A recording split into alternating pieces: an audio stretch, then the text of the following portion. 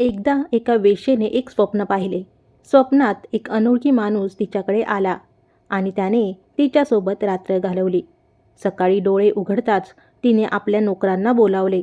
स्वप्नात पाहिलेल्या माणसाचे वर्णन केले आणि त्याच्याकडून तिच्या सेवेची किंमत वसूल करून आणायला सांगितले. नोकरांनी शोध घेत त्या माणसाला रस्त्यात अडवले आणि घडलेला प्रकार सांगून पैसे मागितले. तो माणूस चक्रावून गेला आणि म्हणाला, मला याबद्दल काहीच माहीत नाही. काल रात्री तर मी माझ्या घरी पत्नीसोबत झोपलो होतो आणि माझ्याकडे तुम्हाला देण्यासाठी पैसेही नाहीत. त्याने नोकराकडे खूप विनवणी केली, गयावया केली, पण नोकरांनी त्याचे काहीच ऐकले नाही.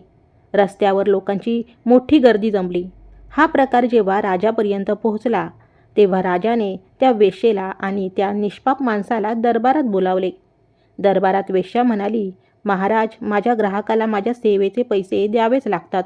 काल रात्री हा माणूस माझ्या स्वप्नात आला होता, त्यामुळे त्याने मला माझी किंमत दिलीच पाहिजे. आता राजा शांतपणे म्हणाला, ठीक आहे, तुला तुझे पैसे नक्की मिळतील, पण त्यासाठी तुला थोडी वाट पाहावी लागेल. राजाने दरबाराबाहेर रस्त्यावर एक लाकडी खांब रोवण्याचा आदेश दिला. त्या खांबाच्या अगदी वरच्या टोकाला चांदीच्या नाण्यांनी भरलेली एक पिशवी बांधली आणि खांबाच्या खाली जमिनीवर एक मोठा आरसा ठेवून दिला. मित्रांनो, त्यानंतर राजाने वेश्येला सांगितले, जा, त्या आरशात हात घाल आणि तुझे पैसे काढून घे. आता वेश्या गोंधळात पडली आणि म्हणाली, महाराज, आरशात हात घालून मी पैसे काढू कशी शकते? मला ती वर बांधलेली खऱ्या पैशाची पिशवी हवी आहे. त्यावर राजा हसला आणि म्हणाला, नाही, ते खरे पैसे तुझे नाहीत. जसा हा माणूस फक्त तुझ्या स्वप्नात आला होता, प्रत्यक्ष आलेला नव्हता, तसेच आरशात दिसणारे पैशाचे हे प्रतिबिंबच तुझ्या स्वप्नाचा योग्य मोबदला आहे.